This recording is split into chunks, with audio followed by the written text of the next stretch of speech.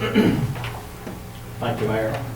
I'm here on behalf of Township Development Services and Ritchie Management Services. In our early discussions, we have some concerns until we got to this point to be standing in front of you in a public meeting or individual meetings about disclosure of who was coming and what the product is and what have you. But Ritchie Management Services, which is owned by Kent Ritchie, who owns the dealerships, is ready to make this request that the city establish an 8-acre TIF district along the frontage road between Wilson and Patty Peck, which would ultimately result in the development of 2 dealerships, approximately 20,000 square feet apiece, to house Audi, Land Rover, and Jaguar.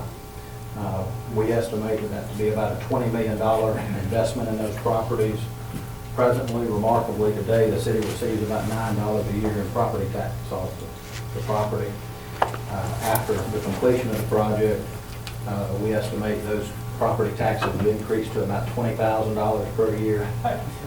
The sales estimates of those 2 dealerships, once they're located here as proposed, retail sales will approach $55 million annually, creating a $350,000 sales tax rebate for the city. It's important to note that the nearest light dealerships are over 160 miles away, so they draw customers from a large radius into the market for sales as well as service. So they're coming to town to spend a little bit of time while cars are being repaired, while they're shopping from out of market, which generates additional activity in and around the community. Got about 55 employees there with an average salary of $60,000 a year. That's not to say that we'll have new employees that move here to live, work, shop, but those people will be working here and having a little bit more economic activity in the community. We've had some discussions with supervisors individually. We believe we'll have support of the Madison County Board of Supervisors, assuming that the city takes favorable action upon this request. The TIF plan would authorize up to $2.3 million in TIF bonds, with half of the tax increase of the city's ad valorem and sales and up to half of the county's increase in ad valorem taxes. We estimate that to be a 15-year bond term. As has become the norm when the city considers these types of developments, with the city commitment, ultimately there will be a development agreement between the city and my client. We can get that project constructed, have about a year of performance. We have the tax assessor's office be able to validate the new property taxes. And then we have Department of Revenue reports on the actual sales for that year period or so. And at the appropriate time, with good numbers in hand, the city would make the decision to issue those bonds and reimburse our client for those eligible TIF expenses. We anticipate a late first quarter, early second quarter of 18 groundbreaking, a little over a year of construction to get them both open from a timeline perspective. With that said, Mayor, tomorrow night you'll have a resolution on the board to set a hearing for the next board meeting, which will come take public comment. Would also like to add that Nikita's new Economic Development Director, Joey Deason, helped coordinate a lot of these meetings and is very familiar with this project and is supportive. If Joey, you've got any comments, he's here today. So with that, I'd address any questions. Questions of Chris or Joey? On Exhibit A of the TIF plan, the drawing, Yep. that boxed out, I mean, just, That's just a, it is, that's just a, is that boxed out area on the Sunnybrook side, is that not part of it, or? That little notch, yeah, that's property belongs to somebody else. yeah, that's on the back side of Sunnybrook. Right, yeah. Yes, sir. So it's Not just, included. there's a business, that's not engineering firm? And I'll tell you, Burns to the dentist. Oh, okay. yeah, Okay. and I'll tell you too, I don't know what's crazy about that exhibit. So this is a draft, and we'll get a survey in there. I'd like to make some comments as well. Chris, thank you very much. Most of you know that I came from the Golden Triangle region. This decision would be very easy if you're in the Golden Triangle region, because you could either have $9 or the potential to have $240,000 a year for 15 years, and it would be an easy decision. However, the project before you said, they're not asking for a TIF, they're not asking for anything. So you have difficult decisions before you. Obviously, I think we've had these discussions with you, and if you know that a project comes, because I represent you, okay? If you know a project's coming, then you should vote no on it. But if there's a bit of doubt in your mind, obviously you have to judge that. Now, in my opinion, I've never met the developer, I don't know him. But the difference between $9 and $240,000 between the city and the schools is a nice chunk of change for 15 years. We could wait 5 years, we could wait 10 years, and it may still be a grass field out there.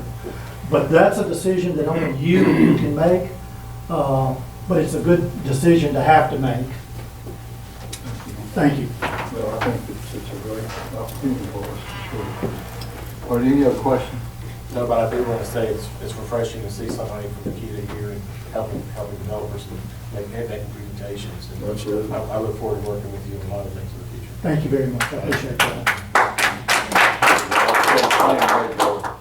Any other questions? Joe, we appreciate it very much. Yeah. And one portion, and I'm not sure if it's a typo, but it talked about 30 years. Is that, y'all got Just the 30 duration years of the to plan. do something? Just the duration of the plan, and on some of the larger projects that we work on, sometimes we say that the life of the plan shall be until the bonds are paid in full. The law doesn't allow for bonds beyond 30 years, but it's just the duration of the plan, not the length of the bonds. I've never seen a TIF bond issue beyond 22 years. The city has a 20-year project on the books. 15 years is where we will ask this thing to do. But that's just the duration of the You're plan. voting not the separate on the bonds. bonds for the duration of those. And, okay. And the development plan will be approved after the public hearing? We would ask that the city approve the TIF plan after the hearing, which would, establish that acreage as the TIF district, authorizing the city to go forward. We would ask the county to consider immediately following.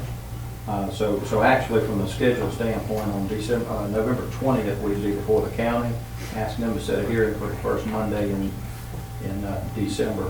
But we would ask this board to approve the TIF plan at the next board meeting and consider the approval of the development agreement that would authorize the project to go forward. Is that, do we have to advertise this? Does that give us? Yes, sir. Yes, sir. That gives us plenty of time for the next board meeting? Yes, sir. 'Cause you only- It's a minimum 10-day notice. Oh.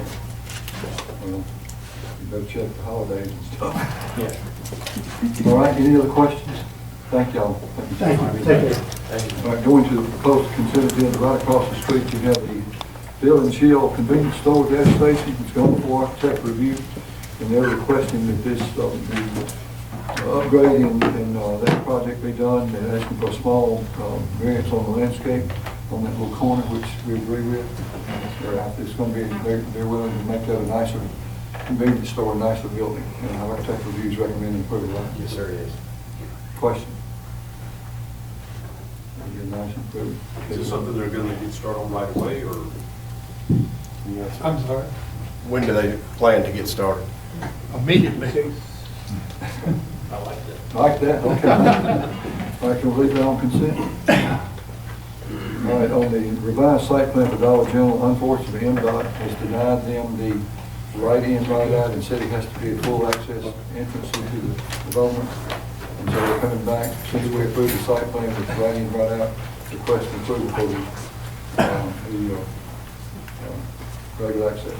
Yes, sir. We've actually had a meeting with the MDOT right-of-way folks, and they, in their opinion, they don't agree that right-in, right-out is safer, even though the FHA guidelines say it is. But they will not approve a right-in, right-out, so we feel like we have to give them some access, so we're back to the full access, single entrance, and we would recommend your approval based on what they're requiring. Truth of the matter is, I see a lot of right-in, right-outs that don't work anyway. I don't know how to get people in. Violated every day, we're coming out of the side of City Hall. Right. Another one's by Wendy's on Old Canton Road, I see that, it's just, it doesn't work. it would work better if they had a median put out there, Big median, yeah. but, they're not willing to do that, so. Now, I know we had asked them to allow other businesses to go through their property as it develops, further develops. Is that still going to be part of That those? doesn't change. That doesn't change at all? Not asking. for Nothing's change, changing that except is the entrance approved. into the storage cell. We're not asking for change to the architecture. Okay, can we leave that on consent?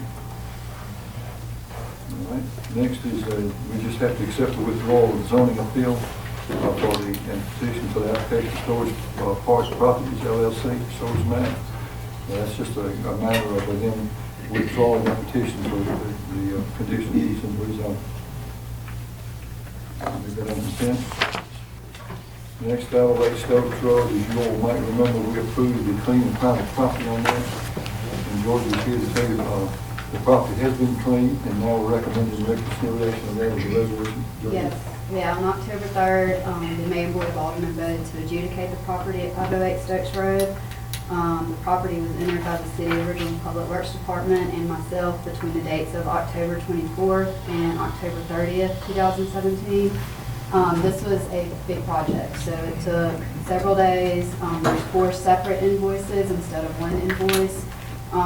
There's one total invoice with the amount of $7,283.86. This total includes cutting of all noxious grass and weeds, removing all hazardous materials, including all the metal barrels that were on the side of the house, disposal of any dilapidated structures, and the removal of trash and junk around the pond that we discovered after we cut the grass. So it took 8 trips to the dump and a lot of work. So 8 trips to the dump? Wow. yeah. And the total amount of the real. The total amount was $7,283.86. So I recommend that the Mayor and Board of Aldermen adjudicate this call so we can file it as a tax lien. We're supposed to be here to help her, though, so Yeah, she she's did pretty her word. good. Very good. Only $400 was legal and statutory penalty, so that's That's a correct. small amount in that big bill. Absolutely. And what is the tax bill payable to the city each year? It'll go through the standard tax process, and they will remit that payment to Paula, and Paula will deposit it. And it's possible that you may have to give some back to Public Works because they didn't plan on this big of a project. This thing started out small. Yeah. And